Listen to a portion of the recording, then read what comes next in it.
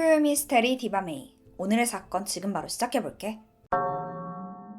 2016년 11월 22일 유타주 법정에 한 노인이 들어와. 볼품없이 마른 몸에 좀 지쳐 보이더라고. 근데 이 사람 정체가 충격적이야. 46년 전 일어났던 끔찍한 살인사건의 범인. 이 오랜 시간 끝에 사건이 해결된 거야. 그리고 그 뒤에는 어머니를 위한 어린 소녀의 끝없는 싸움이 있었어. 1970년 7월 30일 미국 유타주 프라이스에 살던 4살 하이디 존스는 평소같이 아침 7시쯤 일어났어.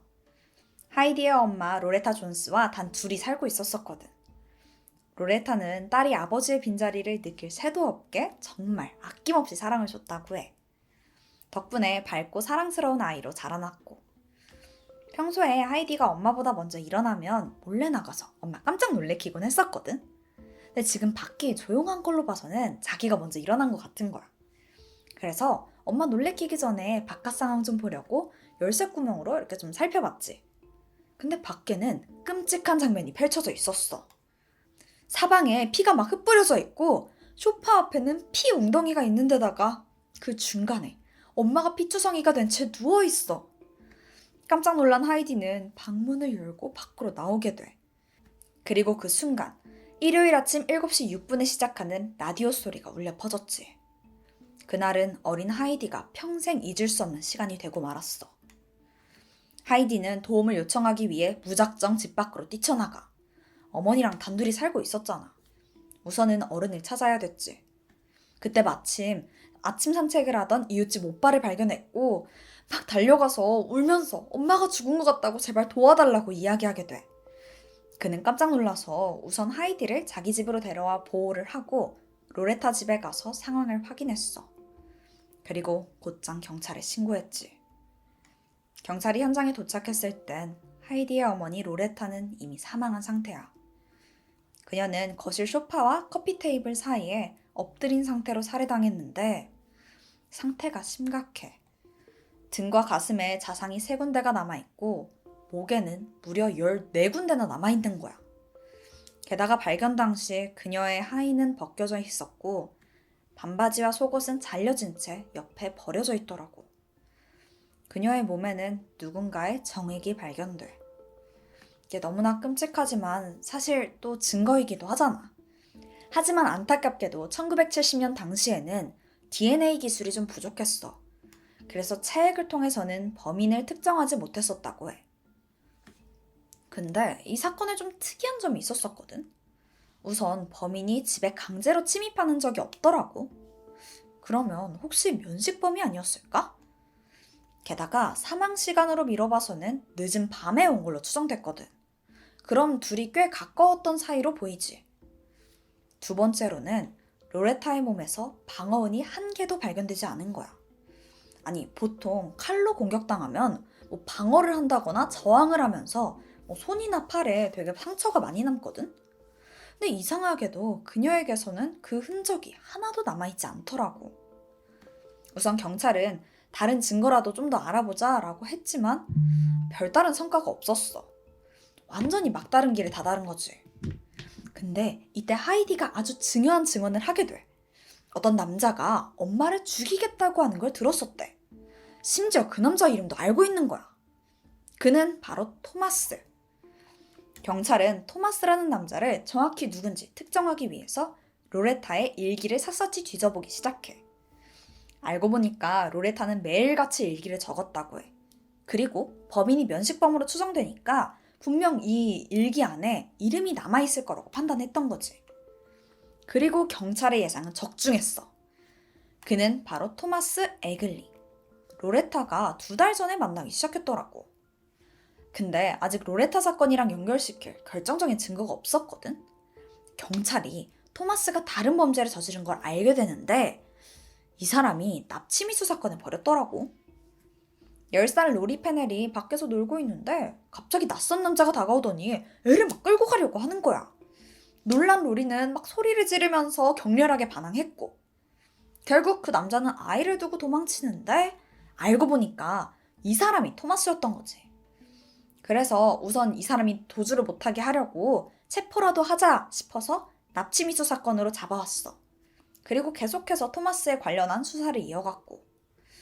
근데 토마스가 말하길 자기는 억울하대. 그날 그 동네에 갔던 거는 맞는데 그냥 좀 돌아다니다가 술집에 가 있었다. 그 술집이 자기 기억할 거다. 이러는 거지. 근데 진짜로 술집 주인이 토마스가 자기 가게에 왔던 걸 기억했대. 근데 사실 좀 이게 알리바이라고 하기는 뭐한 게 그날 토마스가 너무 이상했다는 거지. 뭔가 되게 긴장한 것 같았고 뭐 셔츠에 무슨 붉은 반점 같은 게 찍혀 있었다는 거야. 그래서 경찰이 토마스한테 말해서 그날 입었던 옷을 제출하라고 했지? 그래서 토마스가 그걸 제출했어. 그날 입었던 옷이랑 모자를 이렇게 가져다 준 거지. 근데 거기 안에서 또 뭐 따로 혈흔이나 이상한 게 나오질 않는 거야. 결국 증거가 없으니까 증거불충분으로 허무하게 풀려나고 말아. 한편 하이디는 매일 밤 공포와 불안감에 떨어야 됐어.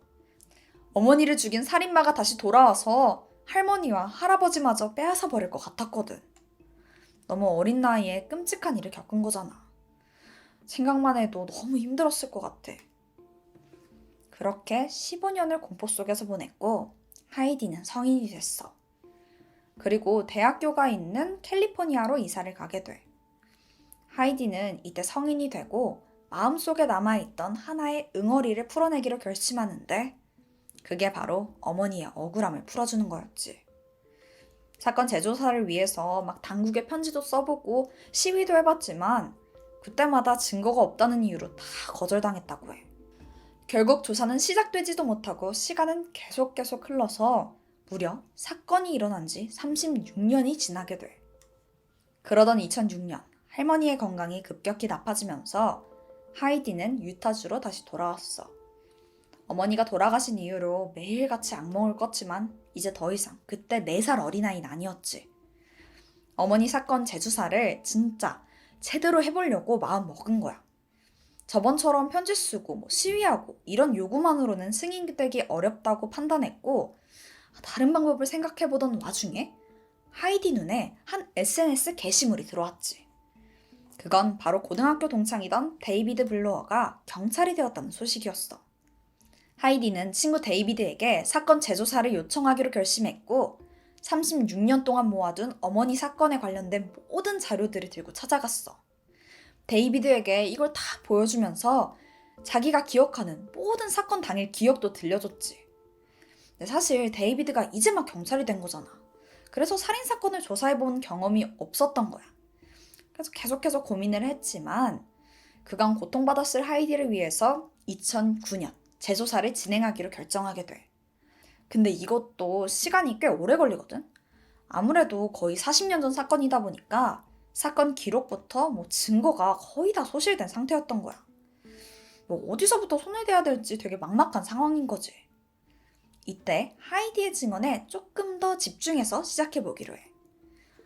그렇게 가장 유력한 용의자였던 토마스에 대해서 알아보기로 했고 그의 주변 사람들에게 탐문을 하면서 조사를 시작했지. 이게 아무래도 예전 일이다 보니까 좀 시간이 오래 걸렸지만 다행히 예전 토마스의 여자친구를 알아낼 수 있었어. 그리고 그녀에게 한 가지 중요한 기억을 듣게 됐지. 7월 5일, 그러니까 로레타가 살해당했던 그 사건 당일 밤 토마스가 평소보다 늦게 집에 왔고 바로 샤워를 하러 들어갔는데 이상하게 옷을 다 입고 샤워를 하더라. 그리고 다음날 빨래방에 간다고 그날 입었던 옷을 다 챙겨가더니 갑자기 빈손으로 오는 거야. 그리고 하는 말이 그냥 옷을 잃어버렸대. 근데 이거 다 거짓말이었더라고. 토마스의 전 직장 상사가 그날 빨래방에서 우연히 토마스를 마주쳤는데 그때 빨래방에서 그러니까 빨래를 하고 있던 게 아니라 그 옆에서 무슨 옷을 태우고 있었다는 거야. 뭐야? 그럼 그때 태우던 옷이 사실 사건 당일 입었던 옷 아니야? 그럼 그때 옷을 태워버렸으면 경찰한테 제출했던 옷은 다른 옷이었던 거잖아. 그러니까 옷에서 아무것도 안 나온 거고. 여러 증언들을 통해서 토마스가 로레타를 살해했다는 그 정황들이 밝혀지고는 있는데 문제는 물리적 증거가 없는 거지. 그 40년 전이랑 변한 게 없는 거야. 작은 증거라도 찾기 위해서 로레타 시신을 재부검해보자 라는 얘기가 나왔지만 우선 이게 거의 40년이 지났고 시신이 온전하지 않을 수도 있잖아. 그러다 보니까 증거를 찾아낼 가능성이 거의 1%도 되지도 않았고. 게다가 할머니가 딸 무덤 재발굴을 반대하면서 수사는 또다시 멈추게 돼. 그렇게 또다시 시간은 한참 흘러서 2015년이야. 이때 조사가 다시 시작되는데 할머니가 돌아가시면서 하이디가 어머니 시신 발굴을 허락하게 됐던 거야. 2016년 7월, 드디어 부검을 위해 무덤을 다시 열게 돼. 당시 하이디는 어머니 사건을 해결하기 위해서라면 자기가 모든 걸 하겠다 라면서 직접 삽을 들고 앞에 나서기도 했지. 하지만 관과 시신은 이미 땅속 수분에 의해서 굉장히 많이 훼손된 상태였고 결국 별다른 증거를 찾지 못했다고 해. 근데 이때 그 수사 돕던 형사 친구 기억나지? 데이비드가 한 가지 아이디어를 내는데 언론을 통해서 대대적으로 이 시신 발굴 현장을 공개했고 그 안에서 뭔가 엄청난 증거가 발견됐다라고 공표를 한 거지. 이걸로 범인한테 심리적 압박을 주려고 했던 거야. 그렇게 로레타 사건이 다시 언론의 주목을 받기 시작하면서 제보 전화도 조금씩 들어오기 시작하는데 거기서 아주 흥미로운 제보가 하나 있었어. 제보자는 바로 리사 카터. 대학생 때 로레타 부모님 집에서 하숙을 했었다고 해. 그리고 하는 말이 좀 충격적이야. 자기가 사실 사건 현장에서 다잉 메시지를 봤다는 거지. 게다가 그건 범인의 이름이었었대. 이거 대박 증거잖아. 근데 문제는 이게 거의 40년 넘게 지나다 보니까 기억이 가물가물했고 또 당시 사건 현장 사진이 하나도 남아있지 않더라고.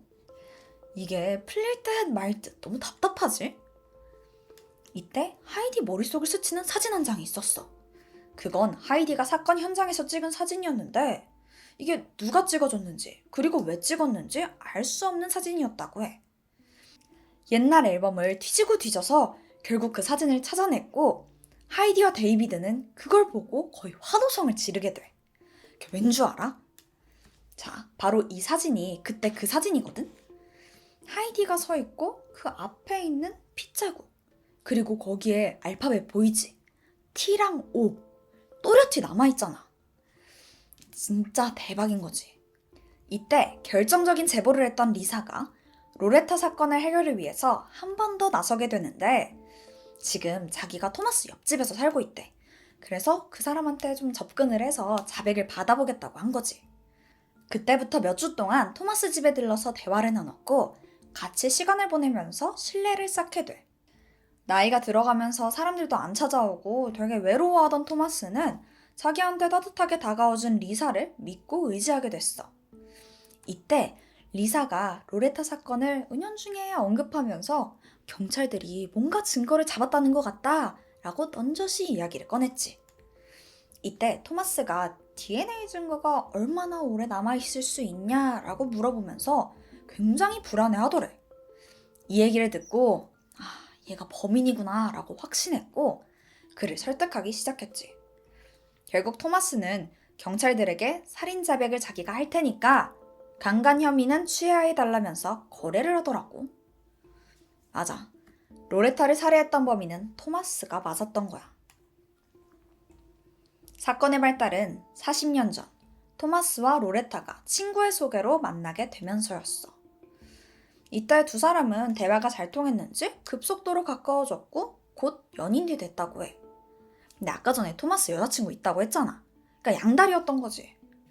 사건이 있던 7월 5일 밤 토마스는 로레타 집에 방문했는데 그날 여자친구 집에 가니까 좀 어떻게 좀 해보려고 했나 봐.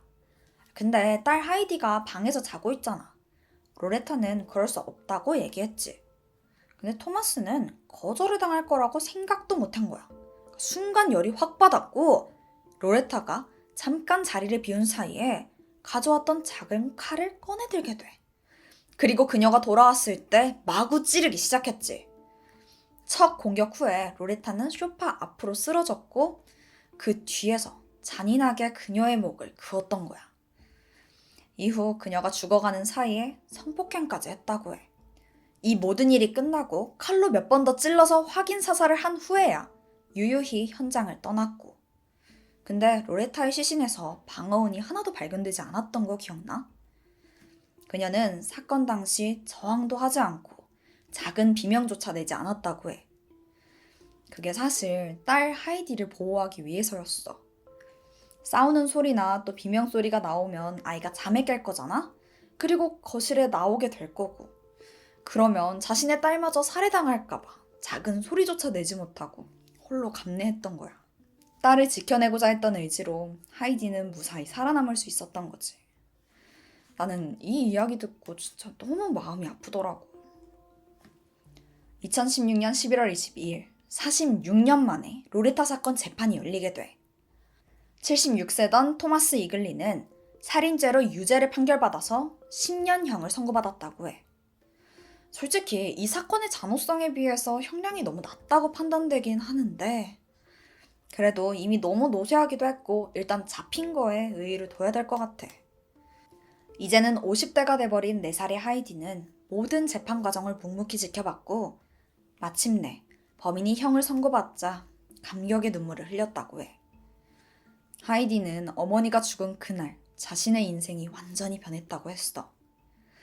이 세상에서 가장 소중한 존재, 유일한 가족이자 어머니를 잃고 공포 속에서 너무나 힘겨운 삶을 살았던 거야.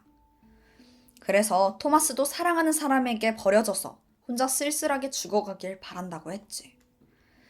이 얘기만 들어도 하이디가 얼마나 힘든 마음으로 살았는지 느껴지지? 어머니의 억울함을 풀어주기 위해서 46년간 홀로 고통을 감내한 하이디. 그녀의 노력이 없었으면 이 사건은 영원히 미제로 남았을 거야. 로제타가 이제 편안하게 눈을 감을 수 있길 바래. 내가 준비한 스토리는 여기까지야. 그럼 나는 다음 영상으로 돌아올게.